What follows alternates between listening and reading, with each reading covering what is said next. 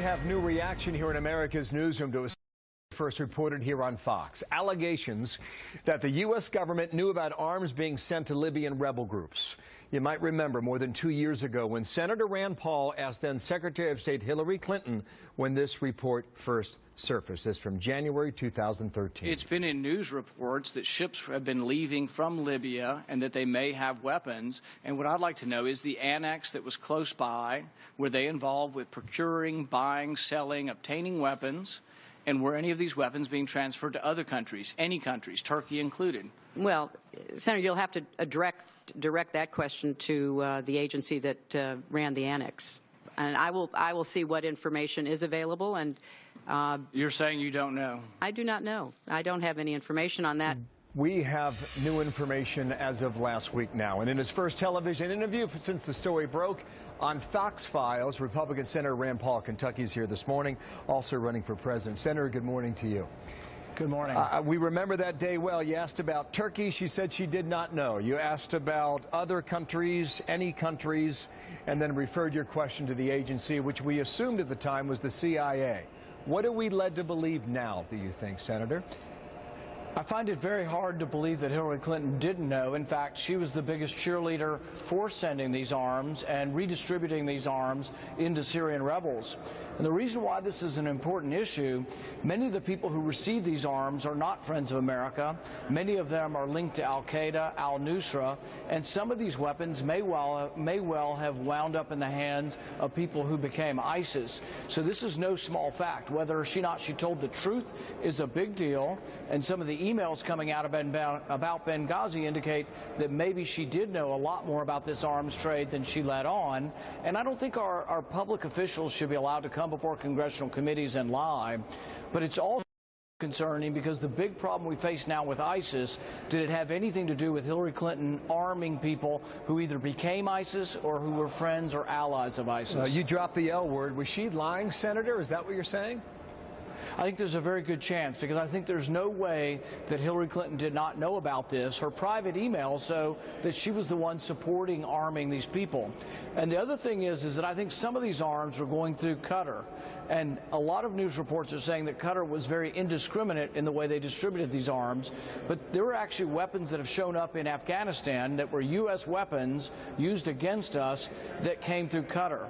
So I think we have to be very careful, and when we select a commander-in-chief, do we want a commander-in-chief who is so sloppy about who they give arms to that we're now at war again with ISIS that is using, they have $1 billion of our Humvees, for goodness sakes. But really, the question needs to be asked of Republicans and Democrats, was it a good idea to give people arms who were fighting alongside ISIS? I understand the case you're making. These are strong allegations.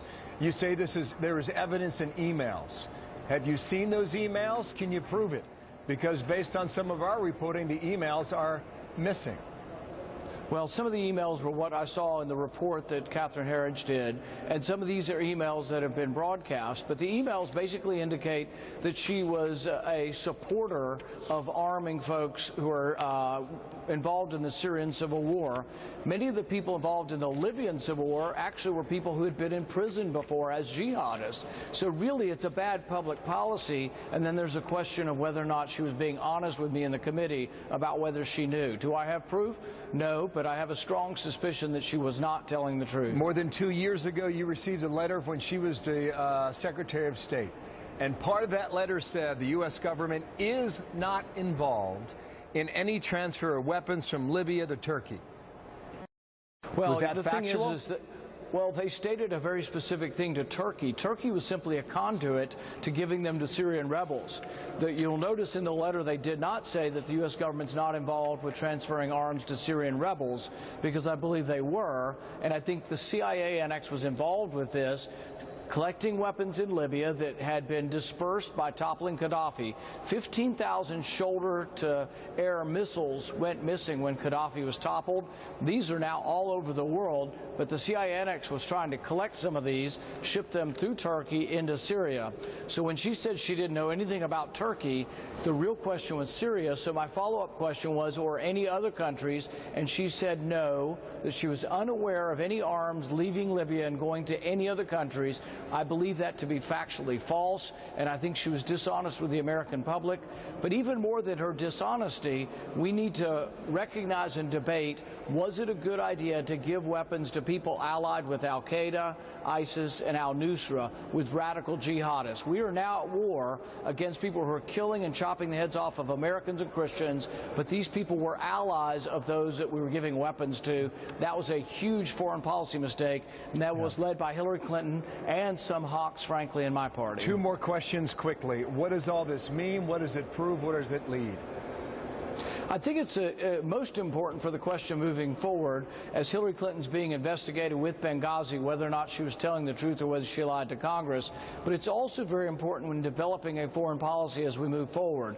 We have to do something about ISIS now, but it infuriates me that they have $1 billion worth of U.S. weapons, and that we also were arming their allies for years, and that some complain the only thing we did wrong was we didn't give enough arms to the allies of ISIS, and that's a real mistake. And that's the debate that's happening on both sides of the aisle, as you point out as well. Final question. She said yesterday in that interview on CNN that she broke no laws with her emails.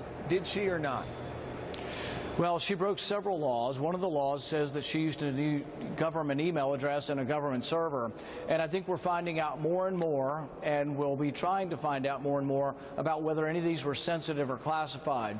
We have to trust her because she deleted all of her emails, which indicates to me that perhaps there was something to hide. Senator, thank you for your time. This story goes on. Rand Paul from the Hill today. Thank you, sir, for coming back. 20 minutes now. Thank you.